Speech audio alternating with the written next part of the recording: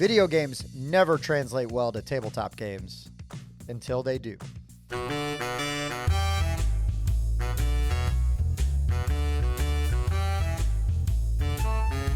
Hey guys, I'm Tim, and this is the Board Game Rundown, and today I'm going to review Monster Hunter World, the board game, specifically the Ancient Forest. I've got the other sets, and we're going to do those too, or at least the other core set, and then one of the expansions, and we'll get into those individually, because I do believe they will.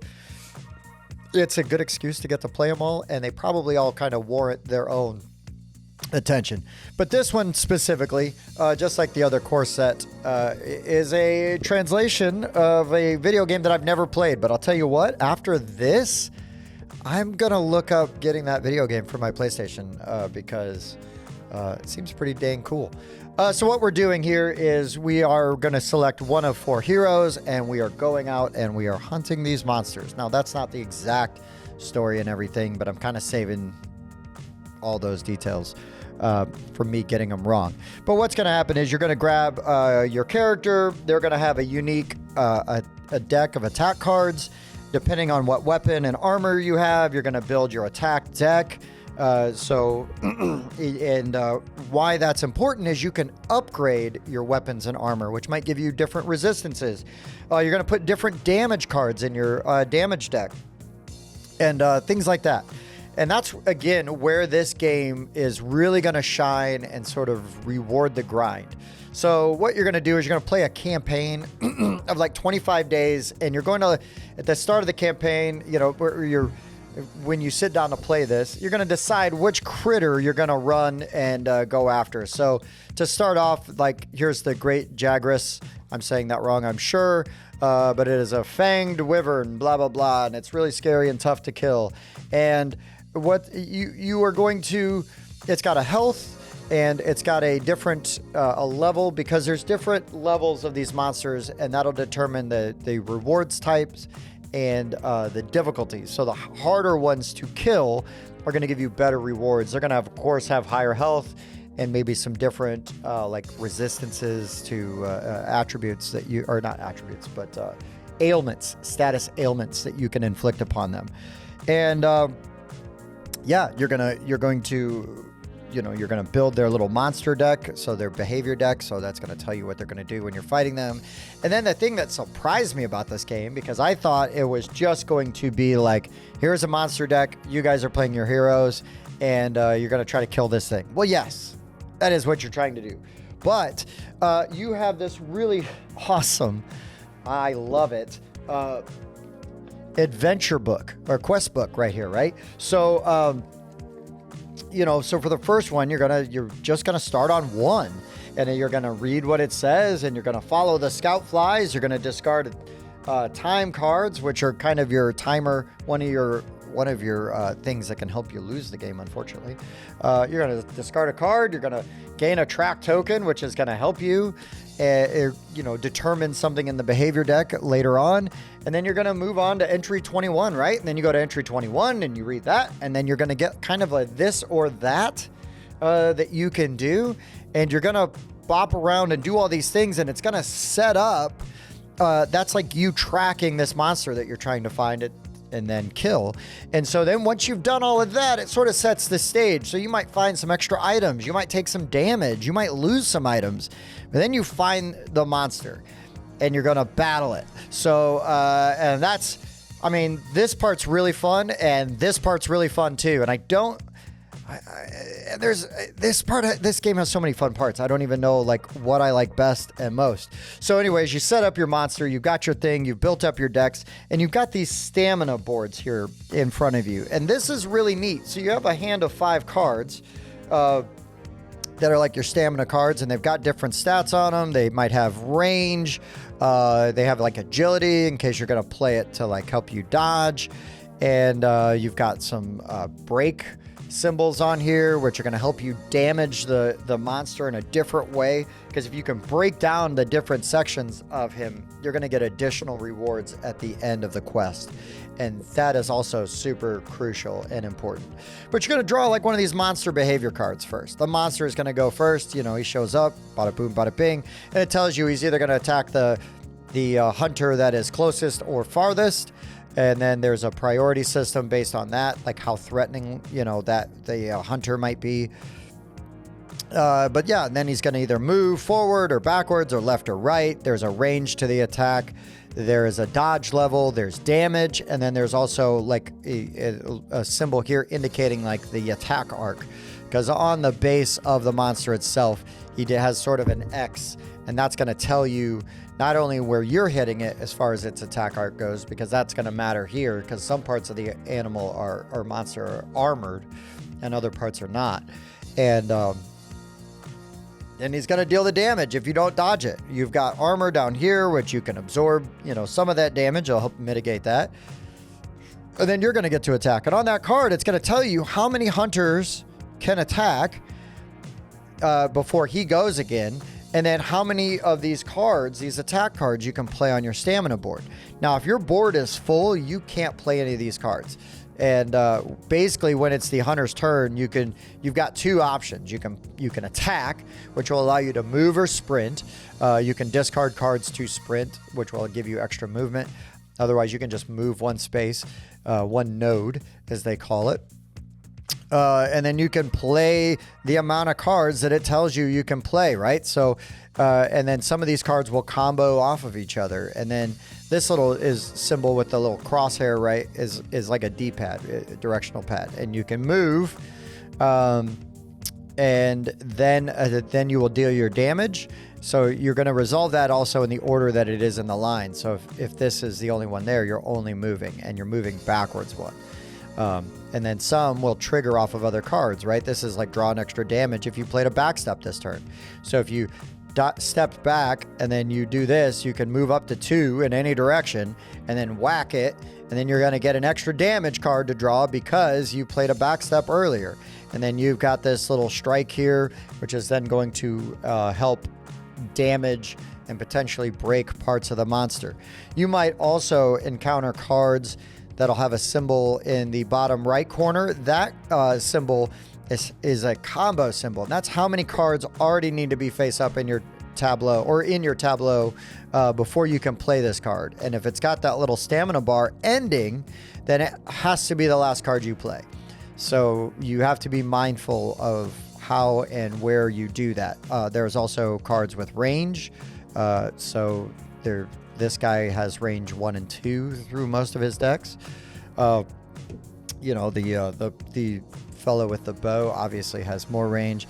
And so anyways, blah, blah, blah. You resolve your attack. You do your damage to it. You got this fun little tracker here. You do your damage. You might apply some status effects to them. They do have resistances, so maybe they need like 2 of them on there before it, takes effect. They might even be immune to some sorts of like elemental damage and things. So you keep those things in mind. And then the monster attacks again. And you're going to keep going back and forth until you either run out of time cards, you have fainted, which means you have run out of health 3 times between all the heroes, or you kill the monster.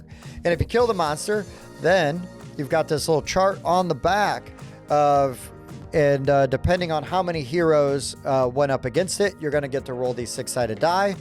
And then you can add them together or take them as individuals. And you are going to get those items and add it to your campaign sheet for each hero. So those are just different things that they've carved off of the beast after they've killed it.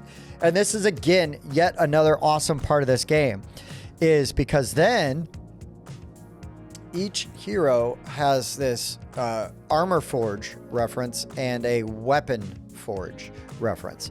And so you've got these different columns. And so to build a weapon or create a weapon in this column, I need to have one of these weapons built, right? And so on and so forth.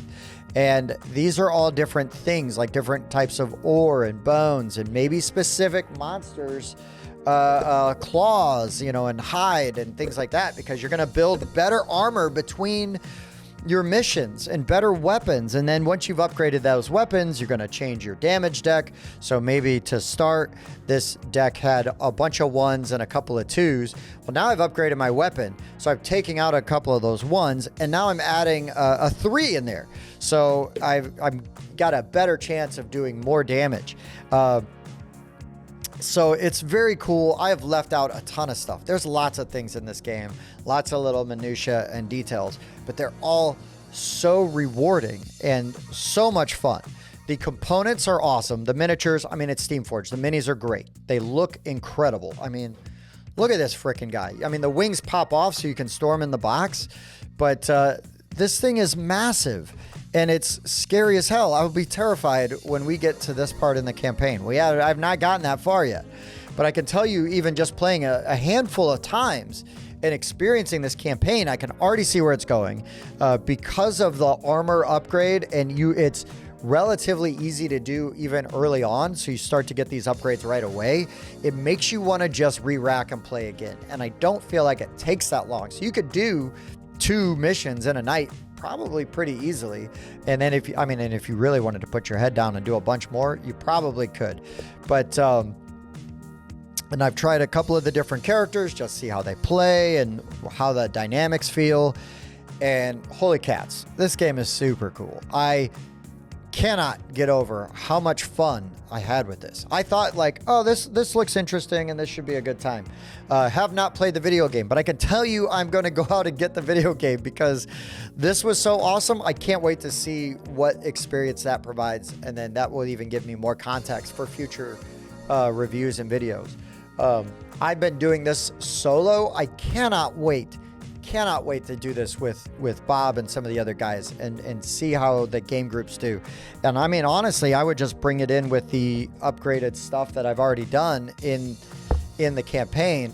And if they want to use a character that hasn't gotten any upgrades, then maybe we don't do like the hardest version, but I feel like you could do that if you wanted to swap it out and just try some different things.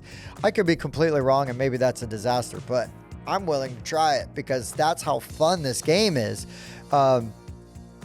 So anyways, if you are on the fence or considering even looking at Monster Hunter World, I mean, this game's badass. It's going to be a grind, but I feel like the grind is worthwhile. It's not grinding just to grind. It's what I really liked when you play a role-playing game and you're like specifically going to a certain area to try to kill monsters because you know they give you these item drops. And I really want to build this gear, but there's a timer. So you got to make sure that you're really maximizing your time. And at the same time, you still get that satisfaction building up that gear that you're really excited for and see how those different weapons work. And it's no secret, right? I mean, you see the whole flow chart. So you know, it's not like, oh, I didn't know that this was going to do this. That sucks. Like, no, you can look at it. It's all right there. There's tons of cards in here, lots of options. The storybook gives you even different, right? There's different paths. So when you play through again, take a different path, see what's up. Go after different monsters in different orders. I mean, there's a ton of replayability in here as well. I mean, even if you just charge through the campaign, one time, I mean, I think you could go back, play it again, and you could get a couple plays out of this and feel really good about it. And then if you bought one of the other core sets, you can integrate those characters and those monsters into your hunt, and that gives you more things and different things you can try to do. Of course, there's big expansions. There's one with like this gigantic dragon that I can't wait to have just destroy me because I know it's going to happen, but I don't care. So much fun.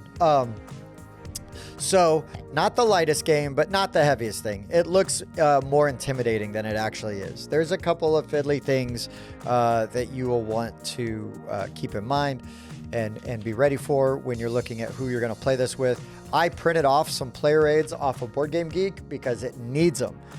There's some stuff on the back of the book, and that's great, but there's some stuff that's not there that you really kind of will want to have, and it will speed up your gameplay because when I played it first without the player aids, I spent a lot of time hunting for stuff in the book. And not that it's in a bad order or it's a bad rule book, because it's not. It's just, it's a lot easier when it's all consolidated all in one spot. So strong recommend, go find yourself a good player aid, print that out, make sure you have it. It will speed up your gameplay by 10 times easily. Once you get the vibe and the rhythm of this game down, plays relatively fast, and it's not too bad. And then you can save the way the insert is done. It's really good. You can save basically your progress. You just put your decks as you have built them in their slots, and you're all set for your next game. For me personally, I'm going to give this a 9. I freaking loved this game, and I love the potential of it, and I'm really excited to see where it goes and how it keeps going. I'm excited to show this game to other people because I think they're really going to love it, and I think they're going to have a great time with it. The minis are impressive. Even just the regular hunters, tons of detail on them. I've got to figure out a way to get these painted or shaded or something because they are incredible. They look great, and this is just a really good game.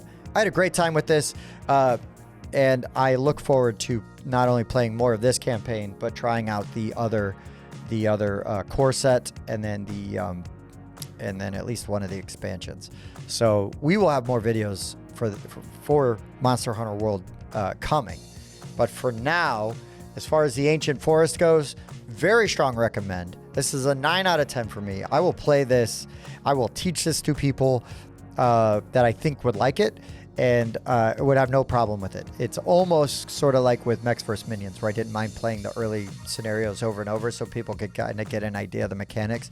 The only thing is this being more of that campaign style, and you're like building and customizing your deck. If I'm teaching people that I think already have a good brain for it, I might just go, hey, we already did the first mission, and here's the stuff we have leveled up. But I've got these campaign sheets, and these are some of the items we already have. So if you think you want to try to like get this kind of armor or this kind of weapon, what kind of critter do we want to go after next? And how hard do we want to make it on ourselves? Because in a regular game, you've got 25 campaign days, and use them wisely. All right, guys, that's enough of me just rambling about how much I love Monster Hunter World. But let us know what you think down in the comments. If you want to see us like do a playthrough of this, maybe we'll throw it up behind the Patreon wall. But you got to let us know if that's something you'd want to see. But anyways, 9 out of 10. Awesome game. Really loved it. So that's all I got.